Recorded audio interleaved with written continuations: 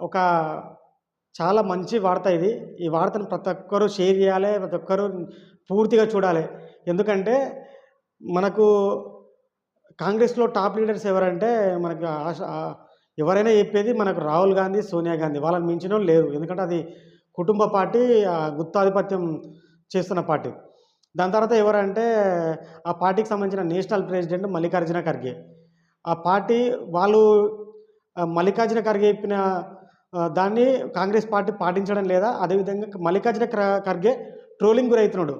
దేనివల్ల అనేది ఒకసారి మనం విశ్లేషించుకుందాం.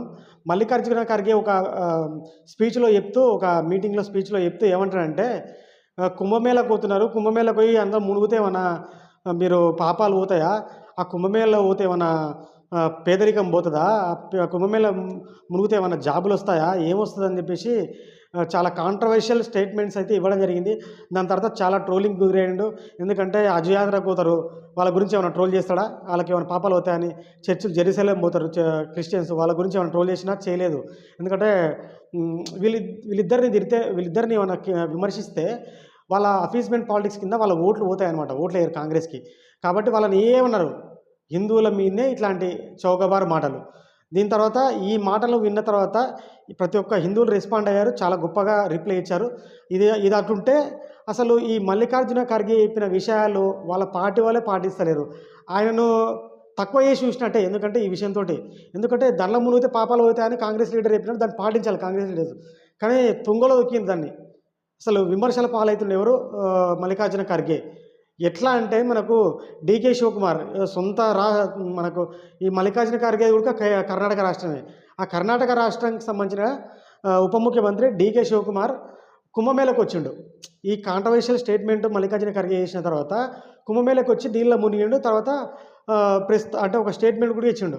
ఇంత అద్భుతంగా ఏర్పాట్లు చేసిండ్రు. చాలా అద్భుతంగా ఉంది. చాలా మంచిగా పకడ్బందీగా ప్లాన్ చేశారు. నాకు ఇక్కడికి వచ్చినందుకు చాలా ఆనందంగా ఉందని చెప్పేసారు. దాని తర్వాత దిగ్విజయ్ సింగ్ పోయిండు. ఎవరు? కుంభమేళా మునగనికే, నీళ్ళ మునగనికే. దాని తర్వాత ఎవరు? సచిన్ పైలట్ పోయిండు. అదే కుంభమేళా నీళ్ళ మునగనికే. దీన్ని బట్టి మనకు కాంగ్రెస్ వాళ్ళే మల్లికార్జున ఖర్గేను ట్రోల్ చేస్తున్నట్టున్నారు అనమాట. చూసినావా? అసలు మల్లికార్జున ఖర్గేని ఎవరు పట్టించుకుంటలేరు. అంటే ఆయన స్టేట్మెంట్స్ని రాహుల్ గాంధీని కూడా ఒకవేళ పొరపాటున రాహుల్ గాంధీ చేసింటే స్టేట్మెంట్ నవలపాలయ్యేటోడు. చూసినావా? అలా అంత పెద్ద లీడర్ చెప్పినా కూడా వీళ్ళు వింటలేరు అని చెప్పేసి. అంటే ఇట్లాంటి స్టేట్మెంట్లు ఓన్లీ హిందువులకి ఇస్తారు ఈ కాంగ్రెస్ వాళ్ళు, కానీ వేరే మతాలకి ఇచ్చే దమ్ము లేదు వాళ్ళకు. అది అందరికీ తెలిసిన విషయమే. కానీ ఇప్పుడైతే తన చెప్పిన మాటలతో తన ట్రోలింగ్ అవుతున్నాడు మల్లికార్జున ఖర్గే. ఈ న్యూస్పై మీరు ఏమనుకుంటున్నారో కామెంట్ రూపంలో తెలియజేయండి. అదేవిధంగా మన ఛానల్ని సబ్స్క్రైబ్ చేసుకోండి, లైక్ చేయండి, కామెంట్ చేయండి, షేర్ చేయండి. జై హింద్, జై భారత్, భారత్ మాతాకి జై.